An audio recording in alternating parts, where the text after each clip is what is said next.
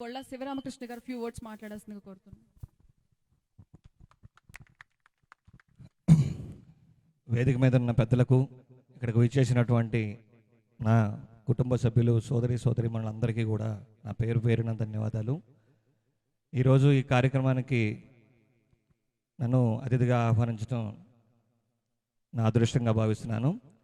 కమ్మ అనగానే గుర్తొచ్చే మొట్టమొదటి పేరు మన అందరి ఆరాధ్యం నందమూరి తారక రామారావు గారు. ఆయన అడుగుజాడల్లో మనం అంతా నడవాలని పెద్దలు ఎంతోమంది చెప్పుంటారు.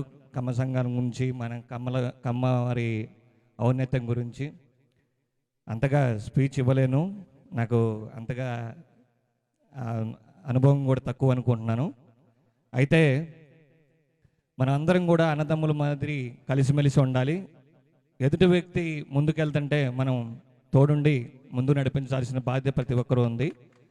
కుటుంబంలో మన సొంత సోదరిని ఎట్లా చూసుకుంటామో మన తోటి పక్కనున్న వ్యక్తులను కూడా అంతే చూసుకోవాలి. ఈర్ష్య ద్వేషాలు కొద్దిగా మనం అందరం కూడా తగ్గించుకొని మన కుటుంబ సభ్యులందరినీ ముందుకు నడిపించాలని చెప్పి ప్రతి ఒక్కరిని కోరుకుంటున్నాను.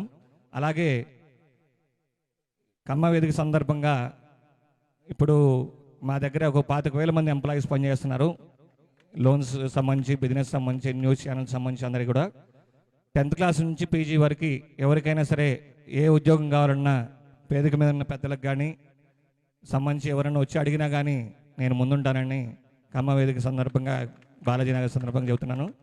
సభ్యులందరూ కూడా గుర్తుంచుకొని ఎవరున్నా సరే 10th క్లాస్ నుంచి పీజీ వరకు ఏ ఉద్యోగం కావాలన్నా 15,000 నుంచి మినిమం శాలరీతో మీ ముందుకి తీసుకెళ్ళడానికి మేము ముందుకు ఉన్నాను.